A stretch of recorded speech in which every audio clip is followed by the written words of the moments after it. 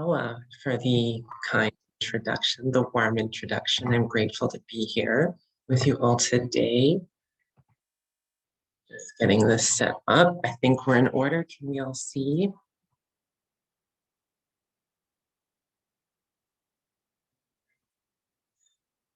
Hlk'aanGa las. Jasno hana diki Hlk'aanGa.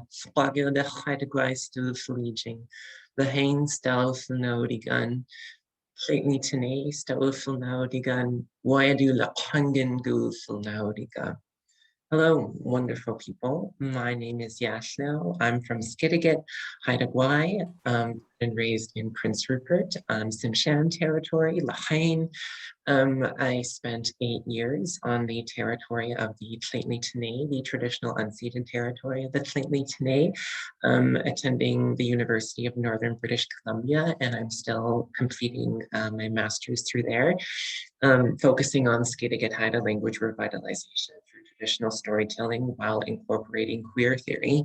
And as of March 1st, I am now a visitor on the territories of the Lekwungen speaking people, Victoria, British Columbia, Canada, working for the University of Victoria as the Indigenous Resurgence Coordinator.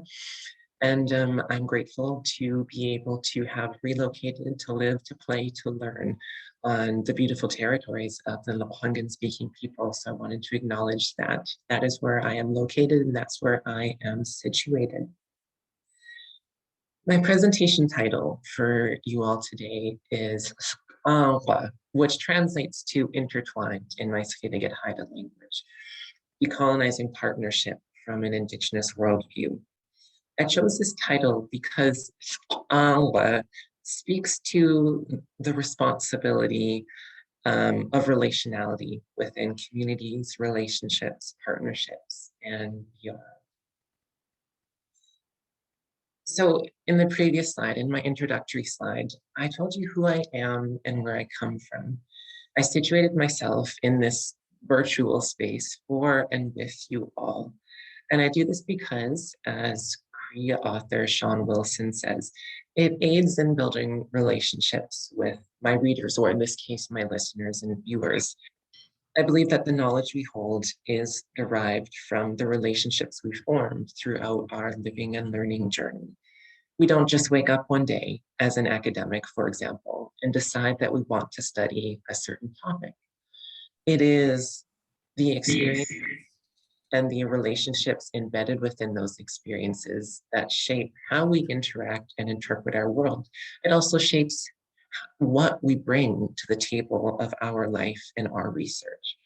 And I hope that being in this space with you all today could help shape something that you could bring to the table of your life and research by being in this space and engaging in this relationship, this partnership that we are all building together today. This is a photo of my nanay, my grandmother. Hlk'aanGa. My nanay's name is Hlk'aanGa. My nanay is the reason that I have the privilege of doing the work that I do today. She is my mentor and continuously guides me through this living and learning journey. I'm an Indigenous, queer, pansexual, transgender woman navigating what feels like a limb stretched into many worlds. I aim to bridge these different epistemologies, these ways of knowing, ontologies, ways of being, and axiology, values, into my work to set the stage for my learning journey that I have ahead. I also want to note at this point that although I may use a string of labels to identify myself in a way that I can use to articulate or educate to other people, not everyone is going to use labels or a series of labels in regard to how they deviate from, for example, heteronormativity. So photo, more situating myself, a photo of myself in 2009 versus just last year, previous to me, moving into this journey of transitioning, and then me last year. A lot has changed and a lot of knowledge have been gathered and gained, and I'm grateful for that. I'm coming from multiple worldviews, and I'm bridging these knowledges gathered from each into my work and therefore into my partnerships. We are our work because our work would not exist without us. There is a notion in colonial education dictating that one must remain divorced or distanced from one's work in order for it to be considered valid, applicable, and just. But that is one of the biggest facades that we can fall into. It's it's the simple act of choosing a research topic, choosing something that interests you, elicits a bias because, as mentioned, we are all drawing upon knowledges from, from the worldviews and relationships that we have developed and gathered and cherished over the years. And therefore, we are drawing upon ourselves as the central resource in our research, in our work, and in our partnerships. So to understand concepts revolving around decolonizing partnerships, it's important to understand kind of one of the foundational components of decolonization overall. And it's important to note that decolonization is not a one-size-fits-all approach. There are different responsibilities for different people encompassed within the acts and processes of decolonization.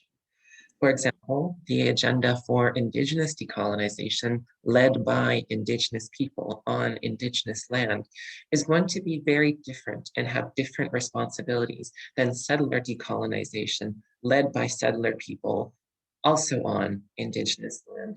They are two separate agendas that come with two separate sets of responsibilities and ways of going about things, holding relationships and partners as a central component because the act of working together from different avenues to achieve this overarching goal or theme of decolonization is held as a crucial component.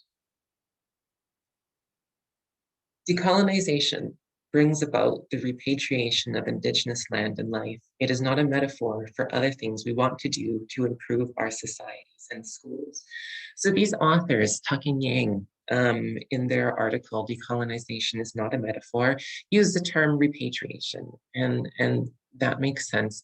But I'd like to note that I prefer to use the term rematriation.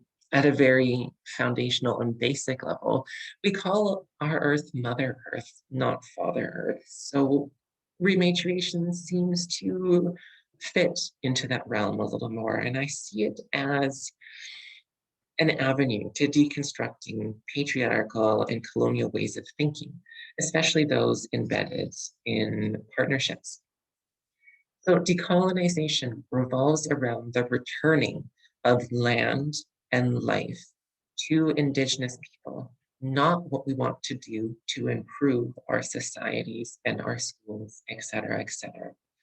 If you are referring to things you want to do to improve your societies and schools, you are thinking about the term indigenization, not decolonization. So if you are interested in delving more into these frameworks of decolonization, indigenization, reconciliation on those fronts, I highly recommend looking into this article. It's a foundational article in Indigenous Studies and Indigenous Studies departments on the land we now call Canada, at least in Western Canada. Both universities that I have worked at have used this as an introductory reading that all staff and faculty have to read upon coming into the department. So it's very valuable, it's very important, and I highly recommend it. So Sean Wilson, whom I mentioned at the beginning, in my introductory component, tells us that identity for Indigenous peoples is grounded in their relationships with the land, with their ancestors who have returned to the land, and with future generations who have come into being by the land. Rather than viewing ourselves as being in relationships with other people or things, we are the relationships that we hold and are a part of. So these photos, in the photo to the left is myself with a group of other people on the Hlk'aanGa, specifically Windy Bay, with one of the giant cedar trees that are present on that land, one of the many. There is a saying and a piece of knowledge in Haida Gwaii amongst the Haida people, and it's called Hlk'aanGa, which means cedar sister or cedar is sister. And it shows us that she provides for all of our material needs. And I took this, this idea of Hlk'aanGa, the spiritual being on Haida Gwaii that cares for and nurtures our beautiful cedar trees. And I wove that into my conceptual framework for my thesis. And I used that to outline this language learning journey of me coming to know and coming to be, both in regard to my identity and in regard to the learnings I gathered for my communities. Because cedar, as mentioned, provides for all of our material needs. It provides everything from houses to canoes to clothing. And if you ask anyone on Haida Gwaii where the Haida people have come from, they're going to say from the cedar. The cedar is what made us who we are and has kept us how we are. In the photo to the right, you're going to see the village that I am originally from, Una, or as it's more recently known, Skidans, because Chief Skidans, my great-great-grandfather, was the last chief at the village before it was abandoned. And I hate using the word abandoned because it was not abandoned. They were forced to relocate for survival. So in the photo, you see a totem pole that's beginning to fall over, and the Haida people believe that we believe that things must go back to nature. This conception of preserving and holding in museums is a colonial way of thinking, that humans possess the privilege and power to keep things alive and keep things well at their own pace with their own ideologies embedded in it, but that's not the case.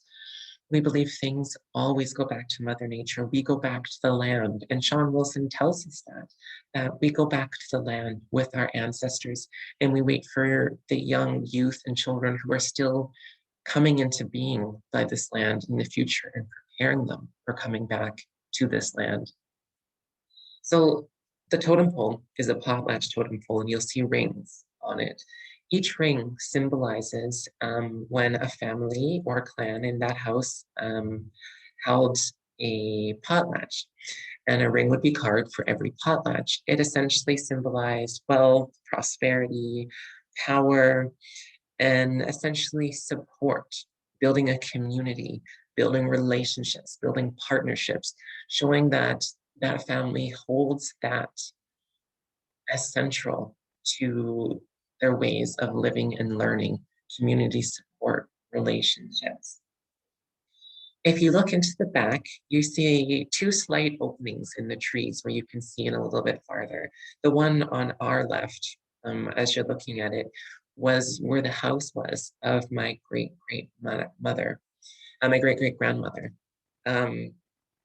And when I got to visit Una, which is when this photo was taken, I got to see the house plot of where she lived, where my family lived, where Chief Gans lived. And she never learned English until she was in her late 30s, which was after colonial contact. But before colonial contact in the late 1800s, thank you. Settlers traded infected smallpox blankets with the Haida people, and therefore purposely got them sick. So we're not talking about a small population decline, we're talking about a substantial population decline from this village alone going from 7,000 people to 75 in the span of a few months.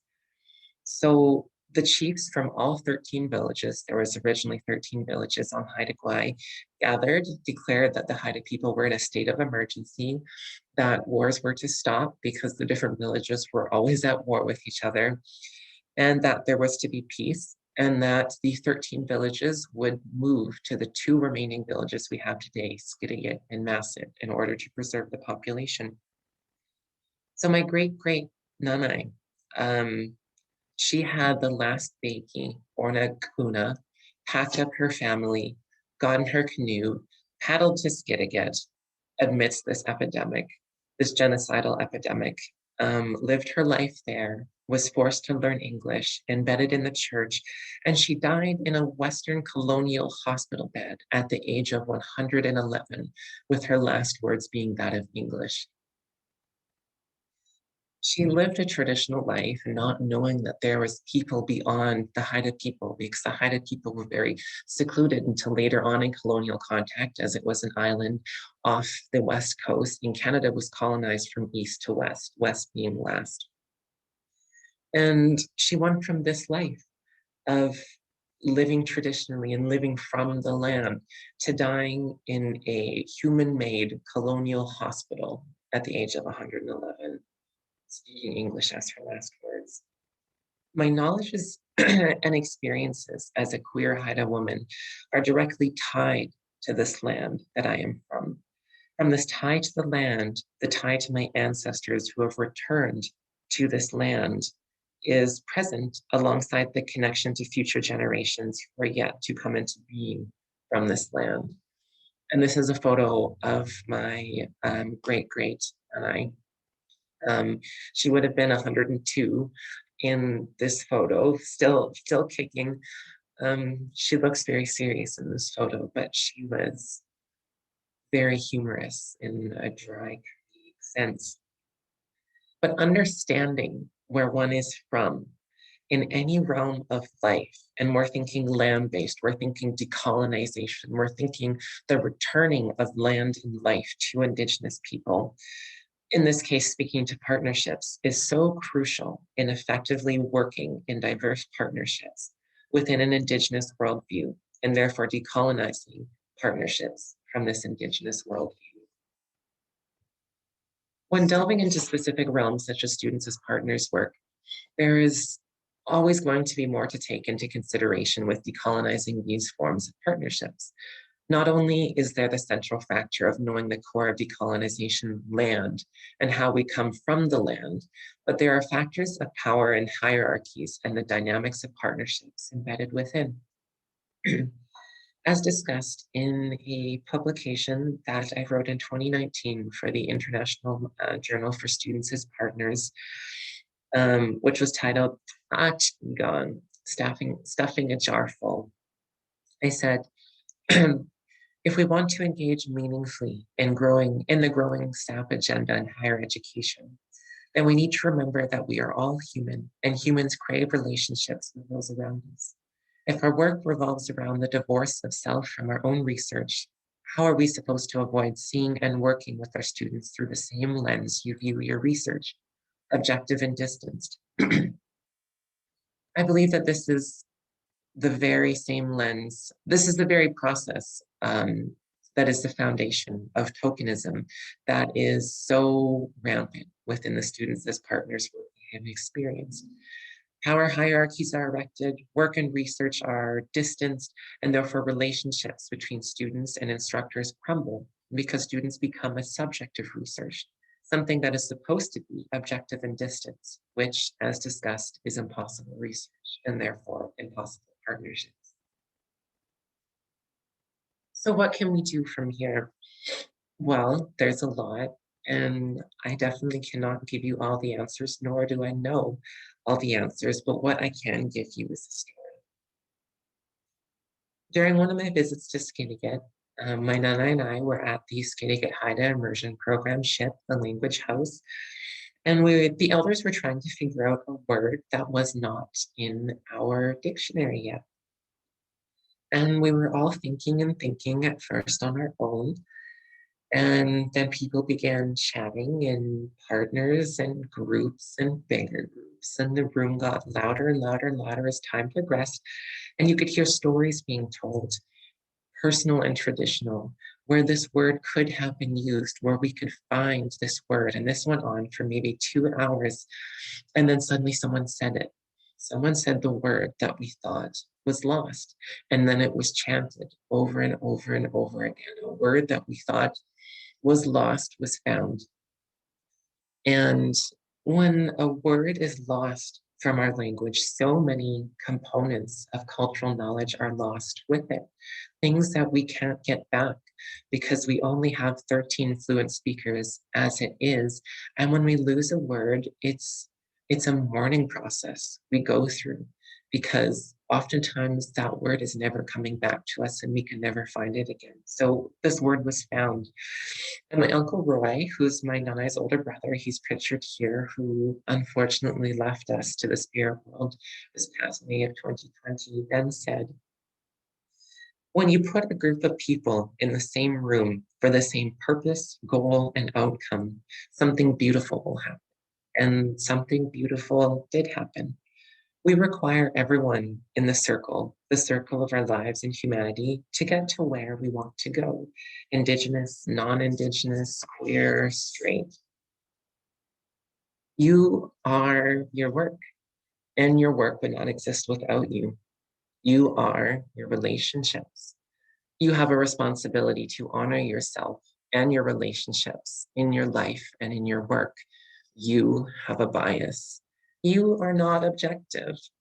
And you need to be ready to understand where your partners come from, the knowledges they bring with them as valid and just, and that we need to fight together against the colonial institution to ensure that all identities, knowledges, ways of being, and ways of knowing are not only accepted, but cherished and valued.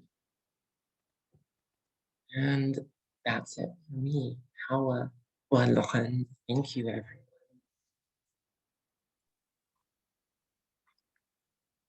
Thank you so much, Yafna. This was very, very interesting and definitely also very moving. So thank you for sharing these insights. I was thinking a lot actually what to talk about exactly because where I come from, decolonization could, or colonialism, so to say, takes a different form. So when thinking of today, I was very much thinking about, so what you mentioned, also the relationality and the knowledge we bring, our identities. So I am Egyptian and German, which are two slightly also opposing identities for me at times. And thinking of partnership and decolonizing curricula or higher education. So I have studied in Egypt, Germany, and in the UK, so in three very different contexts. And maybe for the purpose of context, so Egypt was almost colonized by Germany, but then there was the Alamein battle where then the British saved Egypt from the Germans and colonized it instead.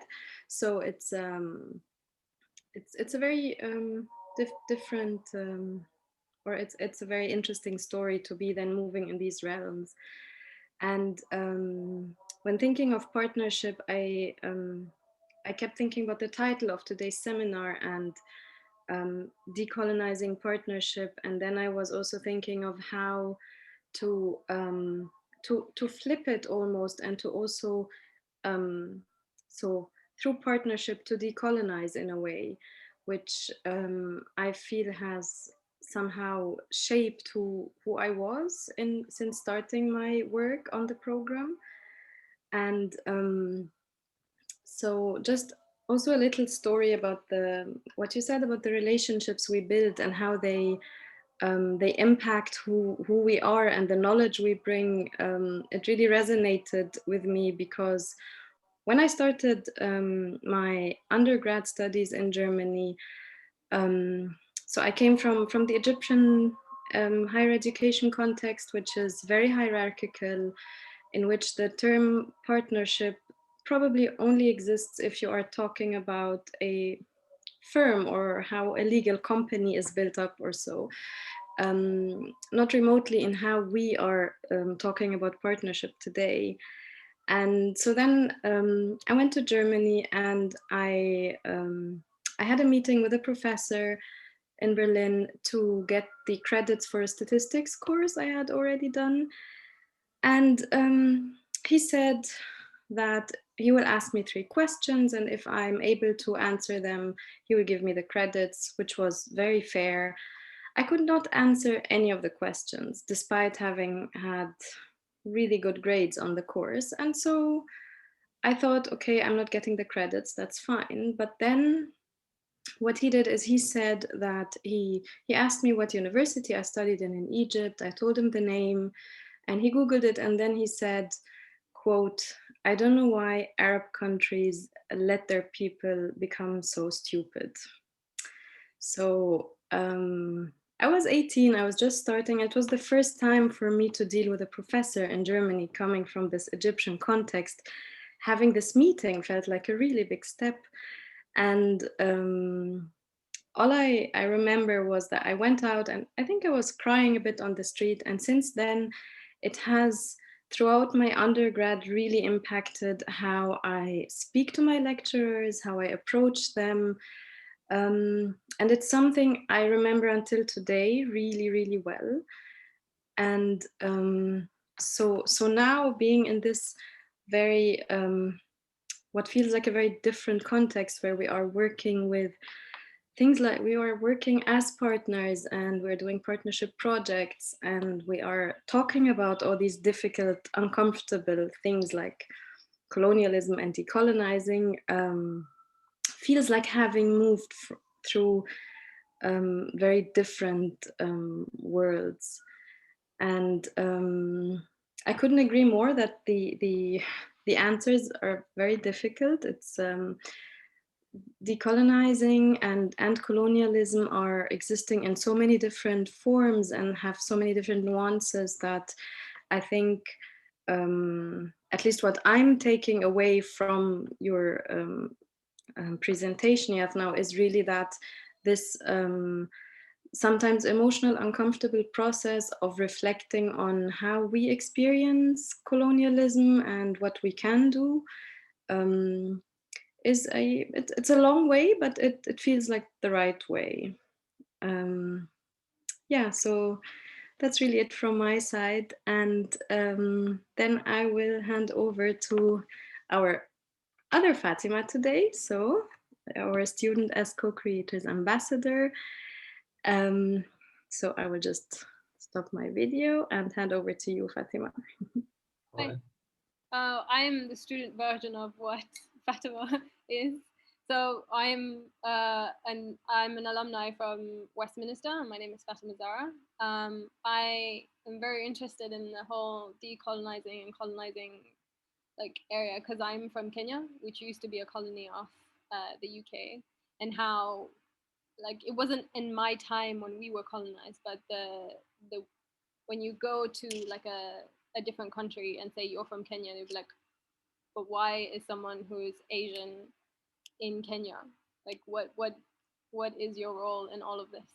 So it's kind of weird for me to go to a different country and then for them to see that, oh, but you're not African, to be part of the whole thing.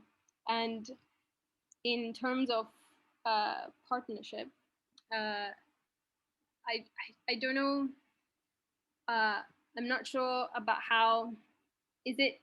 Are we looking into like how we decolonize the classroom in terms of what we bring to the table? Because I didn't quite understand the.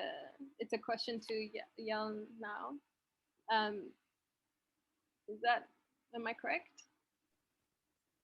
Could you clarify just a little bit, please? So in all of this, what are we trying? Like, are we trying to go when we are as university students, when we're going, we come from different backgrounds and what we do. So if we are to come to like a university, if as an international student, if we're coming to a university, are we trying to decolonize the environment in that area where we're just students and we're coming from different backgrounds? Is that what we're trying to like? Is that a quest we're supposed to have? So there's a very good question and not a very good answer for you.